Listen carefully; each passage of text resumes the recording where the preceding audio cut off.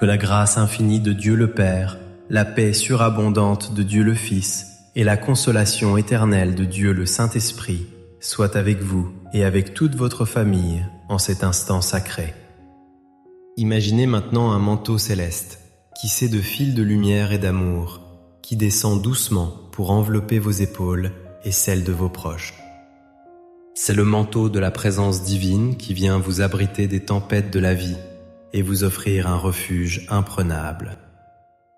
En entrant dans ce moment de prière, visualisez le sceau de protection de Dieu se poser sur la porte de votre maison, interdisant l'entrée à tout mal et invitant la bénédiction à résider en ces lieux. Nous sommes ici pour connecter nos cœurs au ciel, pour transformer l'atmosphère de votre foyer par la puissance de la foi et pour réclamer les promesses divines qui ne faillissent jamais. Respirez profondément et sentez la tranquillité de l'esprit commencer à apaiser les vagues de l'inquiétude. Seigneur Jésus, nous nous tenons devant ta majesté avec une assurance inébranlable, sachant que ton nom est au-dessus de tout nom et que ton autorité s'étend sur la terre comme au ciel. En ce moment précis, nous élevons un mur de feu spirituel autour de chaque famille représentée ici, déclarant que les ténèbres ne peuvent franchir cette barrière sainte. Nous brisons maintenant par la puissance de ta parole toute chaîne de division qui tente de séparer les époux, les parents et les enfants. Nous anéantissons toute parole de malédiction prononcée contre nos lignées et nous annulons les effets des paroles blessantes dites dans la colère ou le désespoir. Nous déclarons que l'esprit de confusion, de rébellion et de froideur est chassé de nos foyers, remplacé par l'esprit d'unité, de douceur et de compréhension mutuelle. Nous ordonnons à tout plan de l'ennemi visant à détruire l'harmonie familiale de reculer immédiatement, car nous sommes couverts par le sang précieux de l'agneau qui nous rend invincibles. Nous proclamons la victoire totale sur les crises financières, sur les maladies émotionnelles et sur tout ce qui vole la joie de notre maison. Pour la gloire de Dieu, nous sommes déjà une grande famille de prières ici sur YouTube. J'aimerais aussi que vous laissiez votre like, votre mention j'aime, car chaque fois que vous faites cela, vous prévenez YouTube que ce que vous voyez et entendez est bon pour vous et qu'il peut l'envoyer à d'autres personnes. C'est pourquoi il est très important de laisser votre j'aime. Et si vous n'êtes pas encore abonné, le bouton s'abonner se trouve juste en dessous. Laissez maintenant votre cœur s'ouvrir pour recevoir une sagesse ancienne, une histoire qui a traversé les siècles pour venir guérir nos blessures d'aujourd'hui.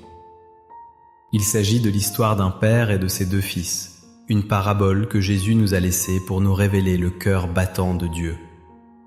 Imaginez ce père, un homme de dignité et d'amour, qui voit son plus jeune fils réclamer sa part d'héritage pour partir loin, vers un pays où il dilapidera tout. Ce n'est pas seulement une perte d'argent, c'est une déchirure dans le tissu de la famille, une chaise vide à la table du dîner, un silence lourd qui remplit la maison. Peut-être ressentez-vous ce vide aujourd'hui, cette douleur de voir un être cher s'éloigner de la foi, des valeurs ou de la maison, perdu dans les distractions d'un monde bruyant. Mais regardez l'attitude de ce père. Il ne court pas après le fils pour le forcer à revenir, ni ne ferme sa porte à double tour dans l'amertume.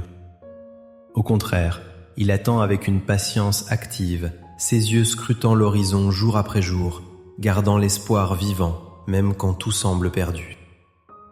Il nous enseigne que l'amour véritable ne renonce jamais, qu'il crée un espace de grâce pour que l'autre puisse revenir. Et quand le fils, brisé et affamé, décide enfin de rentrer, le père ne l'attend pas avec des reproches ou une liste de conditions. Il court vers lui, il l'embrasse alors qu'il est encore couvert de la poussière de ses erreurs, et il ordonne une fête. Cette histoire nous enseigne que peu importe la distance qui semble séparer les membres de votre famille, il y a toujours un chemin de retour tracé par la grâce de Dieu. Elle nous rappelle que la restauration commence souvent par notre disposition à pardonner, à courir vers l'autre et à couvrir ses fautes par l'amour plutôt que par le jugement. Avez-vous dans votre cœur cette disposition du Père qui attend, prêt à restaurer la dignité de celui qui a failli? Êtes-vous prêt à laisser tomber les armes de la rancune pour revêtir la robe de la réconciliation? La leçon la plus puissante ici est que Dieu est ce Père pour nous, et il désire que nos familles soient le reflet de ces retrouvailles joyeuses. Il peut transformer la vallée de larmes en une salle de banquet, et le désert de la séparation en un jardin de retrouvailles. C'est sur cette certitude de l'amour inconditionnel de Dieu que nous voulons maintenant appuyer notre foi, en nous tournant vers les promesses écrites dans les psaumes. Le psaume 91 n'est pas une simple poésie, c'est un contrat de protection divine, une assurance que le Père Céleste veille sur ses enfants comme l'aigle veille sur sa couvée. Et le psaume 23 nous rappelle que ce même Dieu est notre berger, celui qui pourvoit à tous nos besoins et restaure notre âme fatiguée. Je vous invite à fermer les yeux, à visualiser votre maison et chaque membre de votre famille sous les ailes du Tout-Puissant, alors que nous proclamons ces paroles puissantes sur vos vies. Recevez ces mots non comme une lecture, mais comme une réalité spirituelle qui s'active maintenant. Celui qui demeure sous l'abri du Très-Haut repose à l'ombre du Tout-Puissant. Je dis à l'Éternel, mon refuge et ma forteresse, mon Dieu en qui je me confie. Car c'est lui qui te délivre du filet de l'oiseleur, de la peste et de ses ravages. Il te couvrira de ses plumes et tu trouveras un refuge sous ses ailes. Sa fidélité est un bouclier et une cuirasse. Tu ne craindras ni les terreurs de la nuit, ni la flèche qui vole de jour, ni la peste qui marche dans les ténèbres, ni la contagion qui frappe en plein midi. Que 1000 tombent à ton côté et 10 000 à ta droite, tu ne seras pas atteint. De tes yeux seulement tu regarderas et tu verras la rétribution des méchants. Car tu es mon refuge, ô Éternel. Tu fais du Très-Haut ta retraite. Aucun malheur ne t'arrivera, aucun fléau n'approchera de ta tente. Car il ordonnera à ses anges de te garder dans toutes tes voies.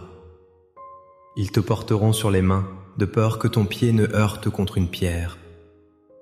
Tu marcheras sur le lion et sur l'aspic, tu fouleras le lionceau et le dragon. Puisqu'il m'aime, je le délivrerai, je le protégerai, puisqu'il connaît mon nom. Il m'invoquera, et je lui répondrai. Je serai avec lui dans la détresse, je le délivrerai et je le glorifierai. Je le rassasierai de longs jours, et je lui ferai voir mon salut. Ô Dieu Tout-Puissant, nous scellons cette lecture dans le cœur de chaque auditeur, croyant que ses promesses sont oui et amen. En Jésus-Christ. Nous te prions maintenant pour chaque famille qui traverse la vallée de l'ombre de la mort, que ce soit par la maladie, le deuil ou la séparation. Seigneur, comme le bon berger du psaume 23, conduis-les vers des eaux paisibles, restaure leur âme et dresse une table de bénédiction face à leurs adversaires. Nous intercédons spécifiquement pour les enfants prodigues. De nos jours, ces fils et ces filles qui se sont égarés loin de la maison et de la foi. Touche leur cœur là où ils sont, Seigneur. Réveille en eux le souvenir de l'amour paternel et donne-leur le courage de prendre le chemin du retour. Nous prions pour la guérison des mariages qui sont au bord de la rupture.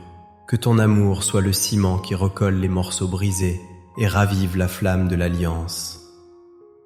Que l'huile de ta joie coule sur chaque tête, dissipant la tristesse, la dépression et l'angoisse qui pèsent sur tant de foyers. Nous te demandons aussi la provision financière, Seigneur, que le manque soit remplacé par l'abondance, afin que chaque famille puisse vivre dans la dignité et la générosité. Nous te présentons les noms que tes enfants écrivent maintenant dans les commentaires, chaque requête silencieuse, chaque larme versée dans le secret. Tu es le Dieu qui voit, le Dieu qui entend, et le Dieu qui agit puissamment pour sauver et restaurer. Nous déclarons que la saison des pleurs touche à sa fin et que la saison de la moisson et de la joie commence maintenant pour ces familles.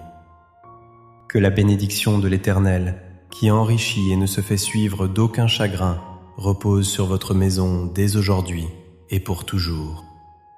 Soyez fortifiés, soyez encouragés et marchez la tête haute, car le Dieu de l'univers combat pour vous et il ne perd jamais une bataille. Que l'amour du Père, la grâce du Fils et la communion du Saint-Esprit soit votre partage quotidien. Au nom puissant de Jésus, nous avons prié et cru. Amen.